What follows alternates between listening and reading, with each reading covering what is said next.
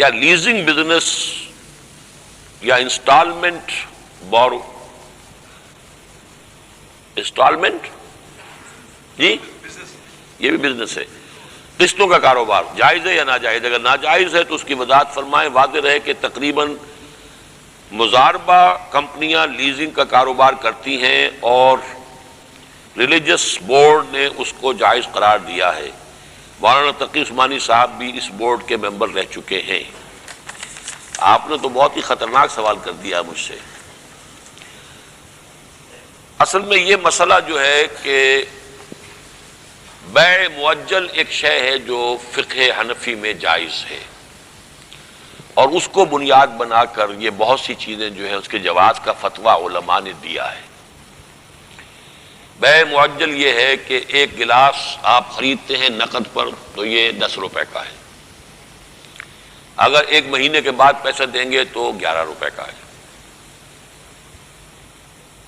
اس کا جواز ہے، فقہ حنفی میں جواز ہے۔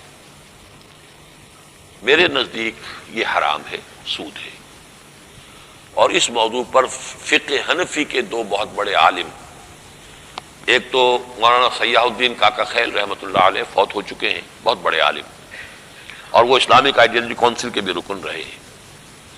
ان کا مقالہ ہم نے شائع کیا تھا کہ یہ حرام ہے اور اس کے لیے کوئی جواز نہیں ہے، اور جنہوں نے اس کے جواز کا فتویٰ دیا ہے ہماری کتابوں میں جو درج ہے انہوں نے کوئی دلیل نہیں دی قرآن یا حدیث سے، صرف یہ کہا کہ ایسا عام طور پر ہوتا ہے کہ قرض پر کوئی چیز دی جائے تو اس کی قیمت بڑھا دی جاتی ہے۔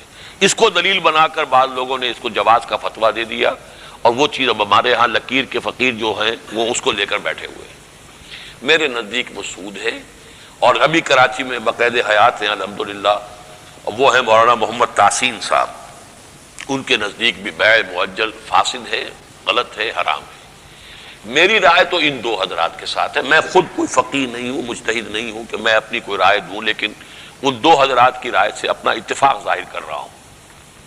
لیکن چونکہ اب یہ ہمارے ہاں ایک راستہ کھلا ہوا ہے، اسی سے یہ لیزنگ اور یہ ساری چیزیں کہ جو واقعتاً حقیقت کے اعتبار سے کسی اکانومسٹ سے آپ سے پوچھیں گے وہ صاف کہہ دے گا سود ہے، کوئی فرق نہیں ہے اس میں۔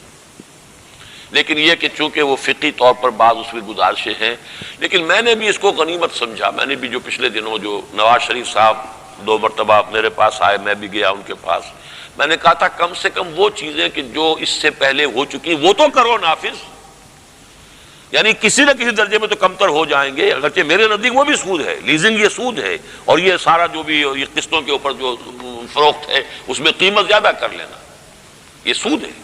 لیکن یہ کہ چلیے ایک لمٹ تو ہوگا، کچھ اور چیزیں تو نکل جائیں گی کہ جن کو وہ بھی سود کہہ رہے ہیں وہ تو نکلیں گی، تو کم سے کم نافذ کرنے کے عمل میں یہیں سے آپ آغاز کر دیں، تو میں اس کو بھی اس کے لیے تیار ہوں۔